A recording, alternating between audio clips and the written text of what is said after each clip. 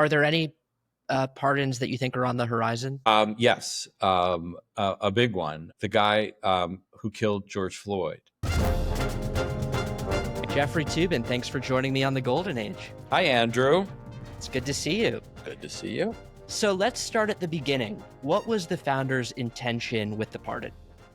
Well, the pardon power is an anomaly in our constitutional system because the basic idea, the Madisonian idea underlying the Constitution is checks and balances, we have three branches of government. We have states versus the federal government.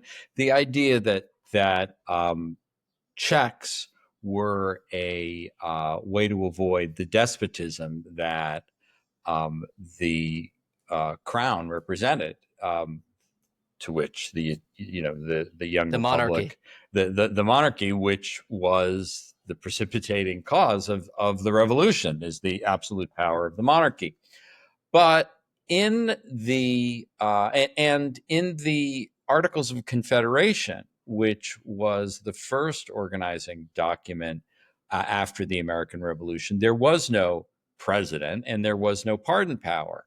But once the Constitutional Convention convened in 1787, and Alexander Hamilton took the lead in proposing a strong central executive, he also took the lead in advocating for a pardon power.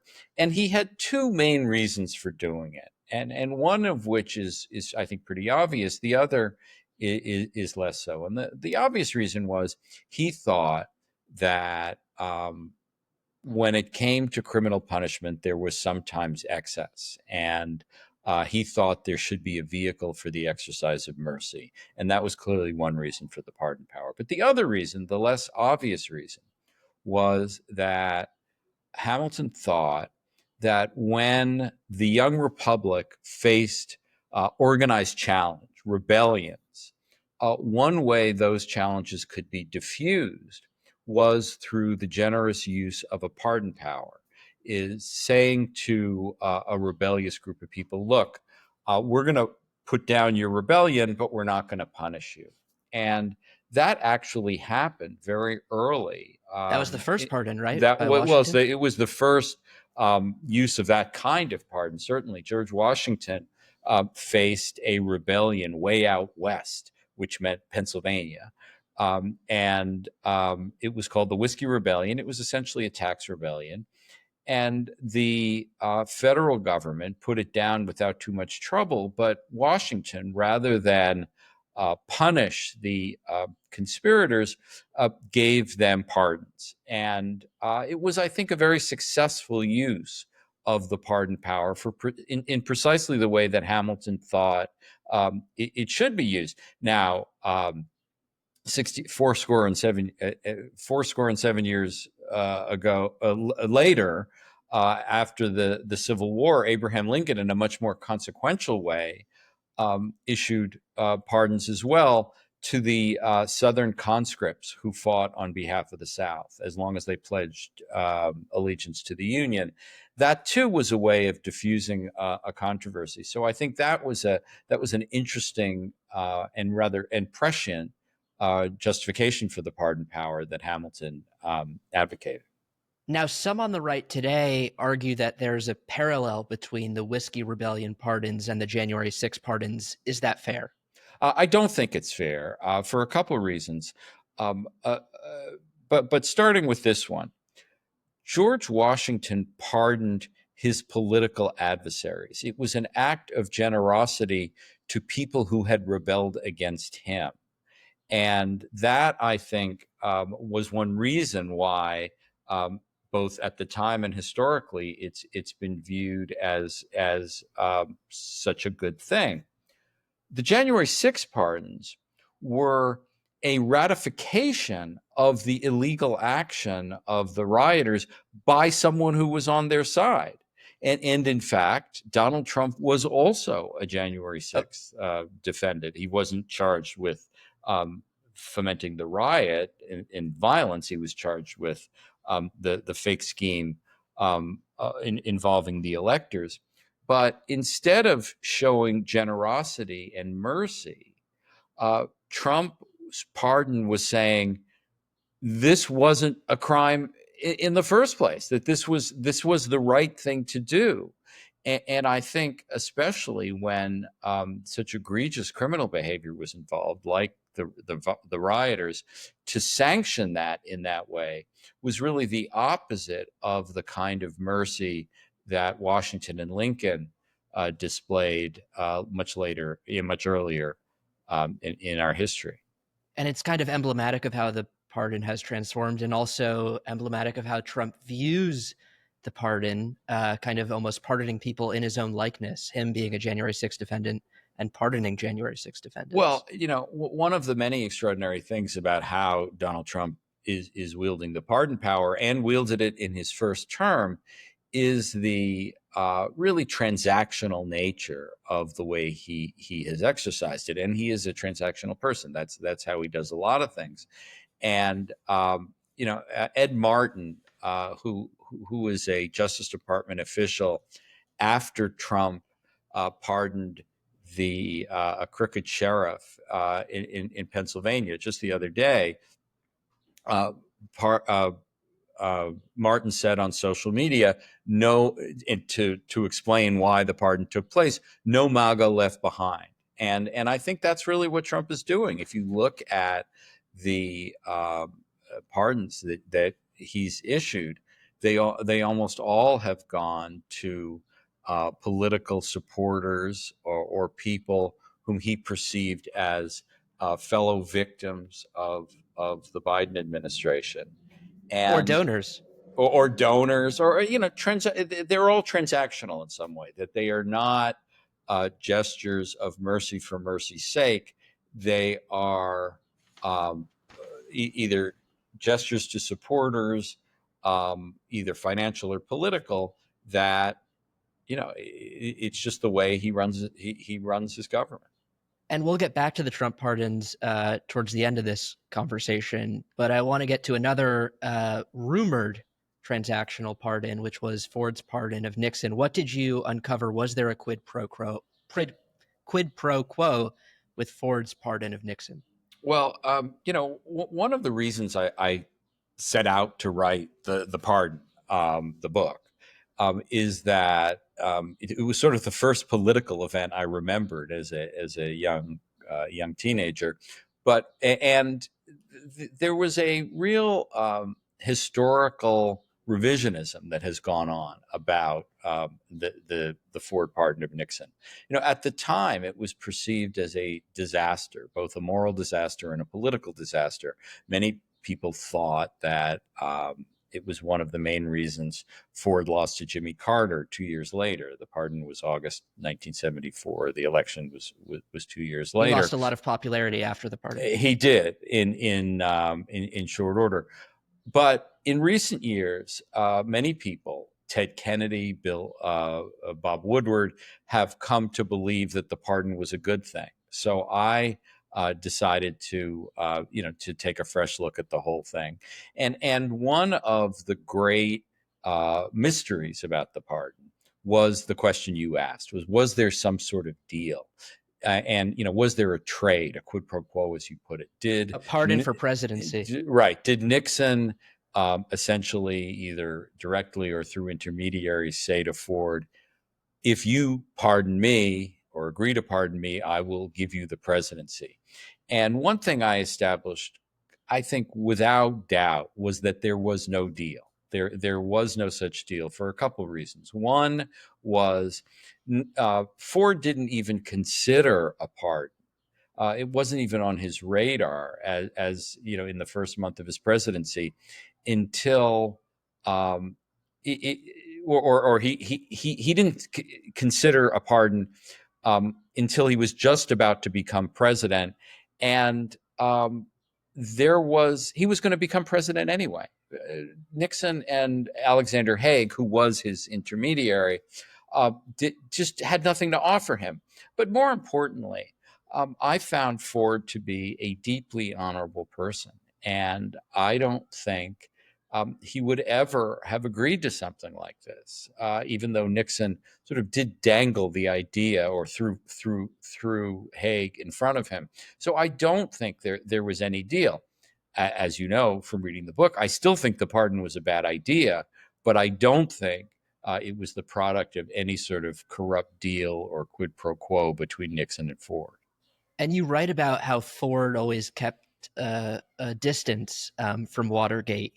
He was only vice president for, I think, 8 months before ascending to the presidency. So how did that affect his decision, that kind of distance from the White House and distance from Nixon himself?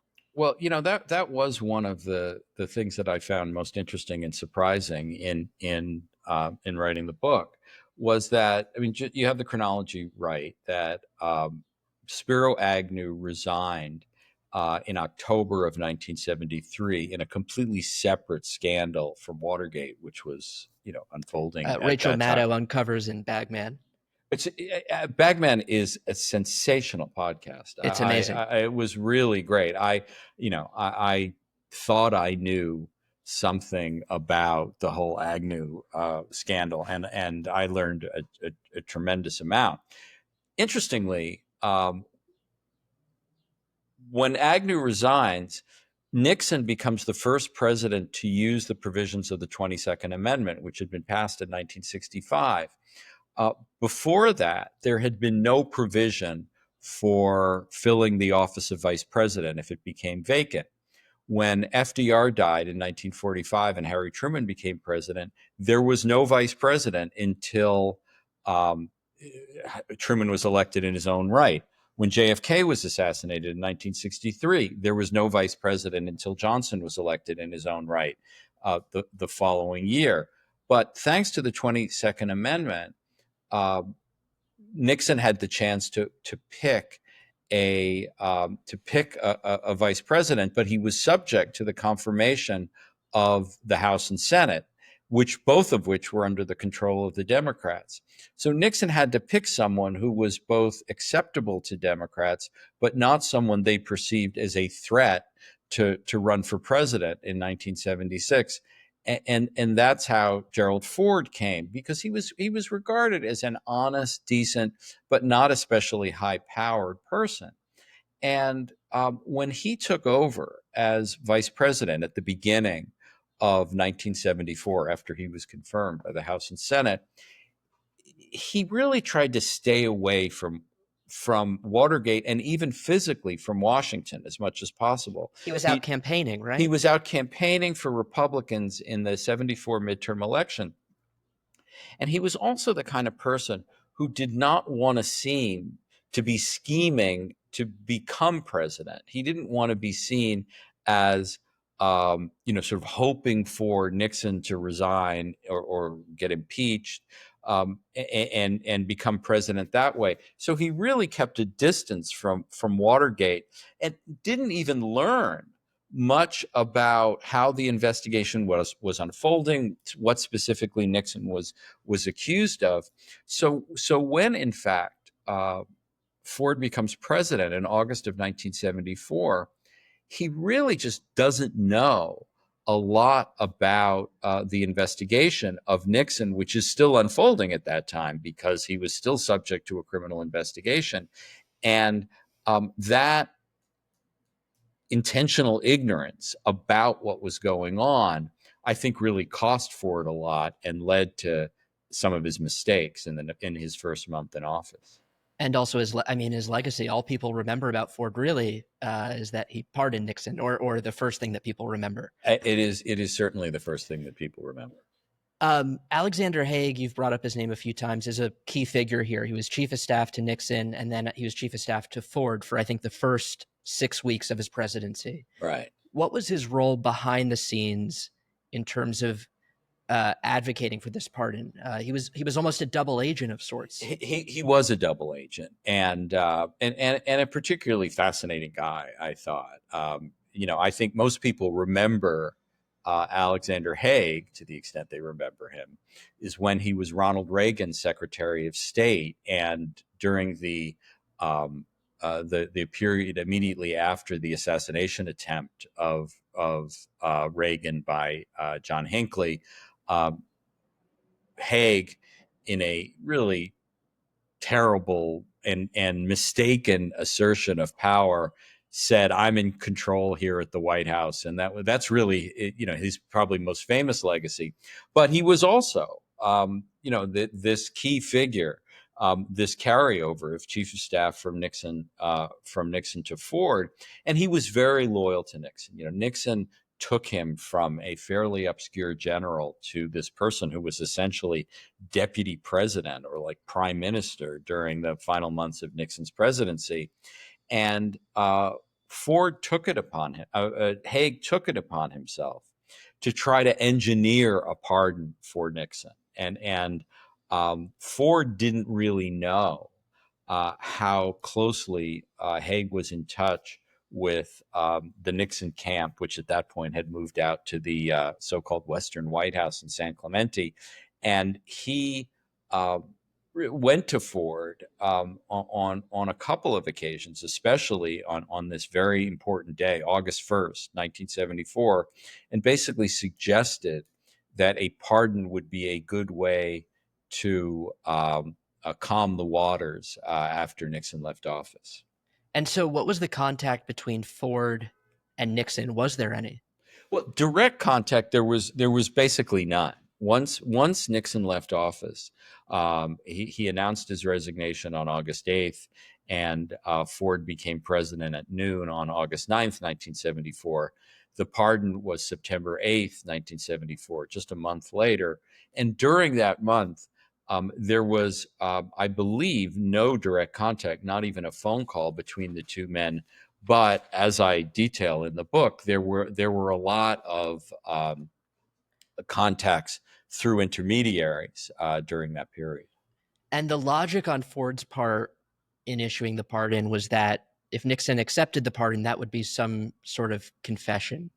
That seemed to get lost, though, in kind of the public relations effort of the Well, I think there were that was one motivation, but there was another motivation that I think was an honorable motivation on Ford's part, that he really thought that by giving a pardon to Nixon, that would help heal the country, that would diffuse Watergate, that would ending the controversy, which was a burning controversy at the time, of whether Nixon would be indicted, would help heal the country. I think that was a tremendous political and moral miscalculation on his part, but I believe it was sincere. I mean, I believe he did. Ford did believe that the pardon would help heal the country. I think he's just wrong about that. But also, as you point out, he thought that based on this obscure 1915 Supreme Court case, that acceptance of a pardon amounted to an admission of guilt on Nixon's part. He thought the country would accept that. I think the country properly didn't accept that. I think, no. To then and now, very few people have even heard of this 1915 Supreme Court case, and this idea that Ford wanted to explain that Nixon had paid some price for the pardon, and in fact, he didn't pay any price. And regardless of what the Supreme Court said in 1915, I think the public understands that pardons are gifts, and pardons are free passes, and that's what they were then, and that's what they are now. And I think that was another miscalculation on Ford's part. So I think Ford's popularity dropped something like 40 points. Tell me about the next election. Did the pardon weigh on that election, and did Carter talk about the pardon much? Well, this was one of the it's fun to revisit these subjects, because the conventional wisdom is that the pardon really cost Ford the election, or was a big factor. But and I did a lot of reporting about like what the 1974 election, 76 election was really about, and Carter didn't talk about it much at all. it was there were three debates between Ford and Carter. It only came up once, very briefly. Carter didn't mention it in his acceptance speech at the Democratic Convention. It was a background fact, but I think the overall air of corruption around Republicans was certainly a negative, and the bad economy in 76 was certainly a big factor. But I was surprised at how little the pardon was discussed in the 76 election, not how much it was. So I think it may be overstated as how important it was to Carter's victory. I'm curious, what did Bob Woodward say about the pardon at the time, and what does he say now? Well, it's funny.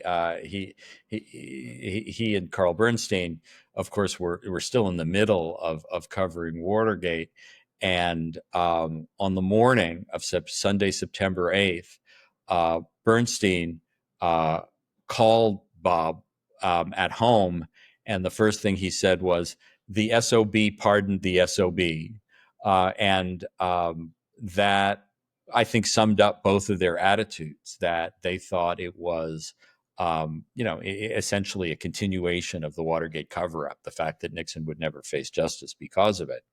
Bob Woodward wrote something right around the time that Ted Kennedy gave the Profiles in Courage Award, his family's Profile in Courage Award, to Gerald Ford in 2001, saying very explicitly, "I was wrong about the pardon and you were right." And Woodward essentially said the same thing, that this was a gesture to heal the country.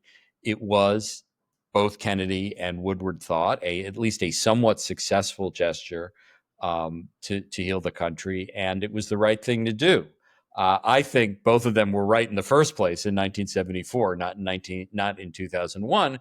But I think it's obviously a subject on which reasonable people differ, and to me, it's always interesting when people change their minds, because their team seems to be something of a taboo about that, although there shouldn't be.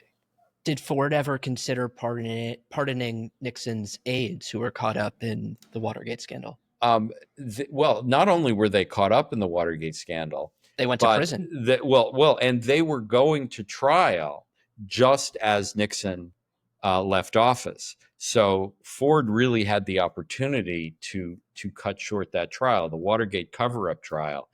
John Ehrlichman, John Mitchell, H.R. Haldeman, and a few others were about to go on trial in the federal district court in Washington in September of 1974, and Haldeman pitched Nixon before he left office on a pardon, but Ford never really gave any serious consideration to pardoning the Watergate conspirators.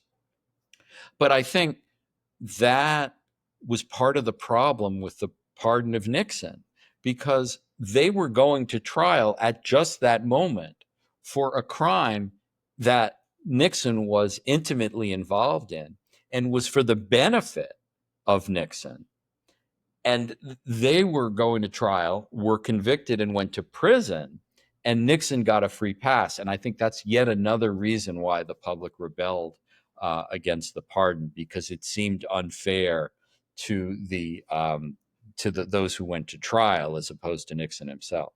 But he probably would have gotten a free pass anyway, because you write about how the special prosecutor, I think, was not inclined to press charges. Well, again, that's why it's fun to go back and look at these subjects. The whole reason for the pardon was to prevent a prosecution of Nixon. But if Ford had taken a little more time and looked a little more closely and simply asked Leon Jaworski, who was the Watergate special prosecutor at that point, "Do you want to prosecute Nixon?" Jaworski didn't want to do it. And his staff did. His staff was very gung-ho to bring a case. But Jaworski was very much a figure of the establishment and really didn't want to see the country convulsed with a criminal trial of a president. He was concerned about how it would look to countries that had histories of the new regime prosecuting the old regime.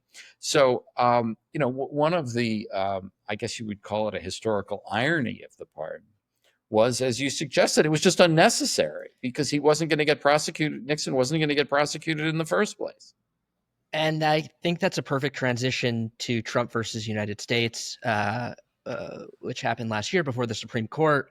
And it really reshaped the idea of the presidency and what a president could get away with. Right. I mean, the world has moved so quickly since the Supreme Court's decision last year in Trump v. United States that I don't think people have fully digested just how significant that decision is. Just to refresh people's memory, what Chief Justice Roberts' opinion said in that case was that not only can't presidents be prosecuted for official acts in office, they can't even be investigated for official acts in office.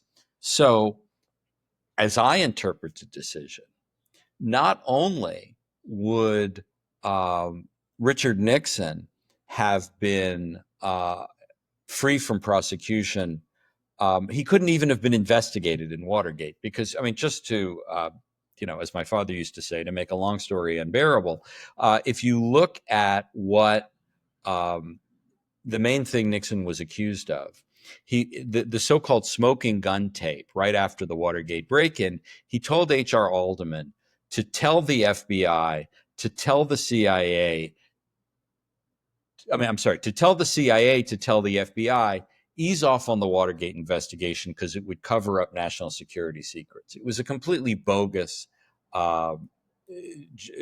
There were no national security secrets. He was just trying to cover up his administration's involvement in the break-in. But Nixon had official authority over the CIA and the FBI. So I don't believe if Trump v. United States had been in effect, that Nixon could have been investigated, much less prosecuted for Watergate.